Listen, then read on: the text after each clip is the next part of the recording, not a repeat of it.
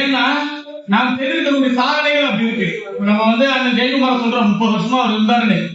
30 வருடம் அவரால் அசைக்க முடியாத பல விஷயங்களை அந்த ஐடியல் மூர்த்தி அவர்கள் அவர் ஒரு நிறைவிடம் எப்பவுமே ஒரு தங்குவ மாட்டார். போகிநாதன் நகர் குரங்கப்பாதையை தருவதாக இருக்கட்டும், இன்னும் பல்வேறு திட்டங்களை நீங்க கொண்டு வந்த பள்ளிக்கூடங்களை டிசைன் பண்றது. நீங்க அதை தாண்டி கம்யூனிஸ்டுகள் பட்டாவுக்காக தொடர்ந்து போராட்டம் நடத்தக்கூடியவர்கள். போராட்டம் நடத்துறதுக்கு முன்னாடியே பட்டா வாங்கி கொடுத்தவர் 50 வருடம் கிடைக்காத அந்த பட்டாக்கள் எந்த ஏற்பாட்டில் வாங்கி கொடுத்தாங்க எங்களுக்கே சந்தேகமா இருக்கு.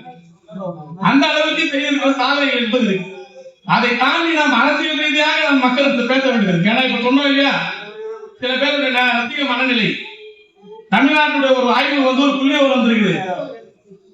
அதிமுக கடந்த 10 வருஷத்துல ஜிடிபி சொல்லுவாங்க ஒட்டுமொத்த உள்நாட்டு உற்பத்தின்னு. அது தமிழ்நாட்டுல 6.2 இருந்திருக்கும்.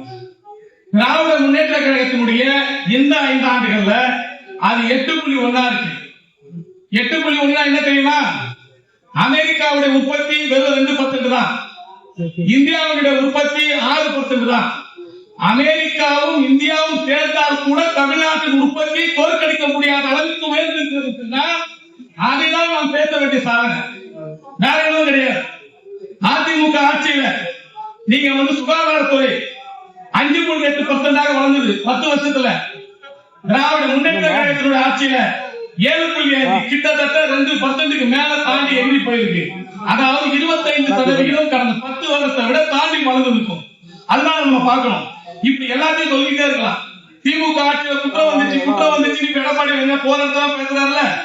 அதிமுக ஆட்சியில கடந்த காலங்கள்ல 2.1 இருந்து 2.6 வரைக்கும் கொலை குற்றங்கள் இருந்தது. மொத்த குற்றப்பதில 2.5% பேர் கொலை குற்றவாளியாக இருந்தான். இப்போ கடந்த 5 வருஷத்துல நாம் எடுத்த நடவடிக்கை 1.7 மாறி, அதாவது சரிபாதியாக குறைந்திருக்கு. ஆனாலும் பேசிட்டு இருக்கான். இப்படி நாம் அரசியல் ரீதியாக நாம் பேச வேண்டியிருக்கு. அடுத்தது நாம் செய்ய வேண்டியது, இந்த ரசிக மனநிலையில் இருக்கிற அந்த குழந்தைகள் இருக்காங்கல்ல, அவர்களை நாம் எதிரியா பார்க்க வேண்டிய அவசியம் இல்லை. ஒரு +2 படிக்கிற பொண்ணு குப்பை பொறுக்கிறவன் 2 பொண்ணு கூட்டி பொறுக்கிறவன் 4 புத்தகம் வச்சிருக்காங்க. அதை நம்முடைய குழந்தைகள் அந்த குழந்தையுடைய மனநிலையை உட்கார வச்சு பேட்டி எடுத்து அந்த குழந்தை மன்னிப்பு கேட்டதில்ல. அதுதான் நாம் செய்ய வேண்டிய அரசியல் ரீதியான வேலை. அந்த வேலையை தான் நம்ம போகணும்.